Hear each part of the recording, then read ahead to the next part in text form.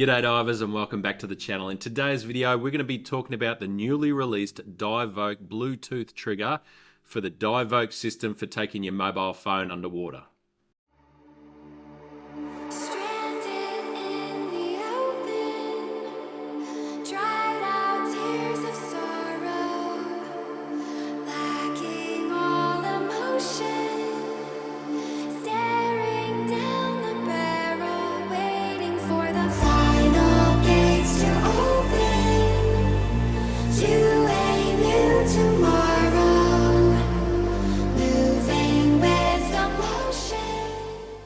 So Divevolk recently released their Bluetooth shutter to suit their Divevolk series of housings for mobile phones, and it is probably one of my favorite accessories that they've released recently.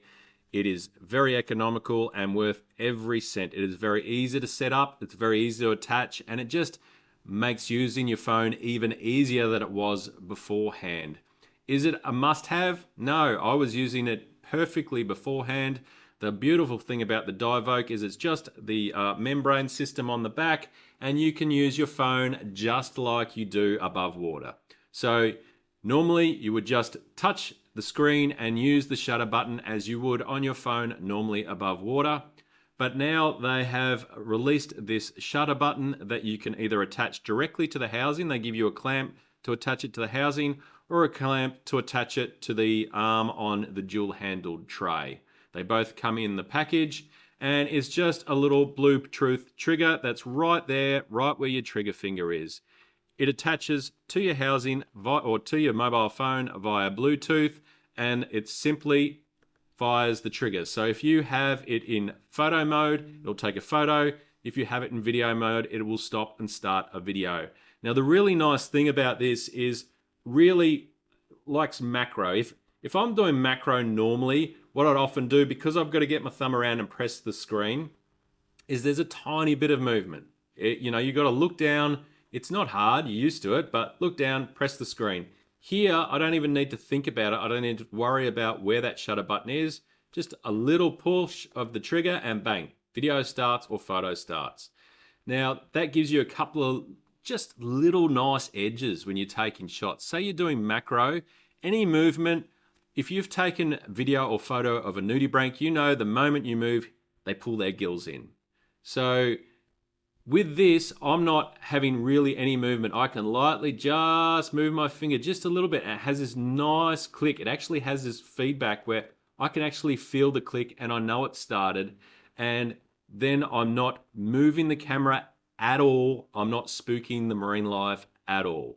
It's very quick and easy to use, very nice with photography, especially the movement section. So if you're taking photos, any movement at all can be the difference between a very sharp photo and a blurred photo. So again, I don't have to move my finger. I can keep my hands nice and tight on the handles, and I just use the little trigger and just pull, bang. It works amazingly. It just saves trying to look at the screen and touch the shutter button.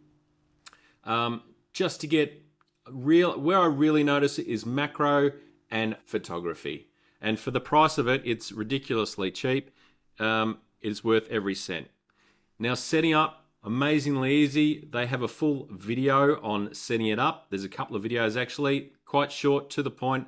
I will link them in the description because there's no point in me going over something that there's already a perfectly good video by Divevolk on to how to do it.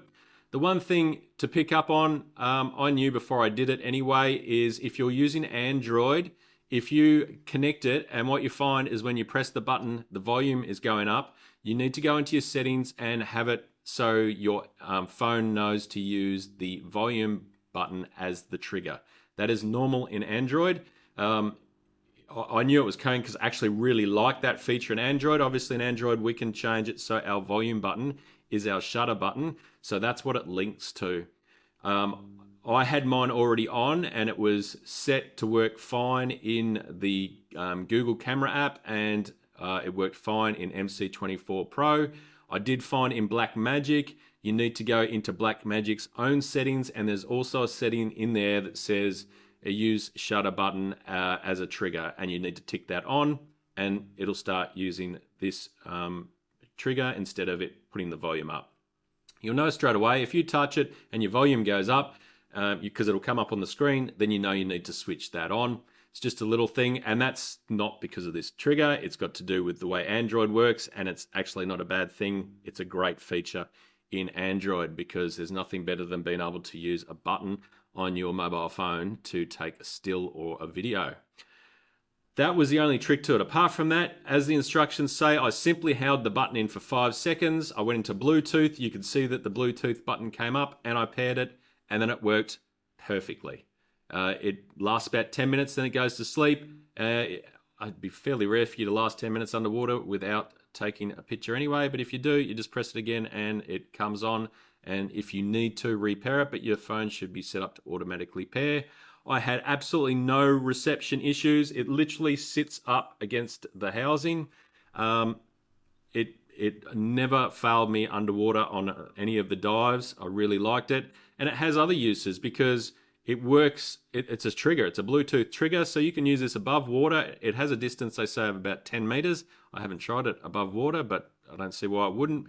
So if you're wanting to take a family portrait photo or anything, it's a remote trigger that you can use above water as well. So it has more than one use. I think the price is around 60 or 70 US dollars. Don't quote me on that. Have a look at the Divevolk site. I will put my discount code in the description. That will give you 6% off anyway. But out of all the accessories, no, don't get me wrong, I've liked all their accessories, but this has been the most exciting accessory to add, just because now I have the benefit of both worlds. I have a trigger button to fire my camera that, has feedback. It feels nice.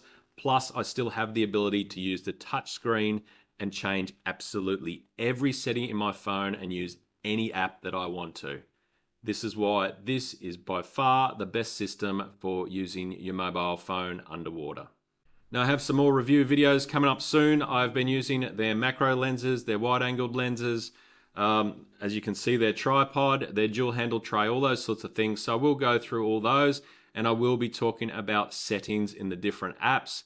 I've been out using iPhone, Samsung, and the Google. I've been trying to use them all so I can give you a good video that hopefully covers off the settings and possible different apps you might want to use in all the 3 different phones instead of just talking about one. If this sort of stuff interests you, how to use your phone underwater or how to use action cameras and pairing them with economical aftermarket accessories so you can get great underwater images and video, then this is the channel for you. So don't forget to like and subscribe. Until next time, don't forget to keep blowing bubbles, and the deeper you go, the further you get away from all those idiots.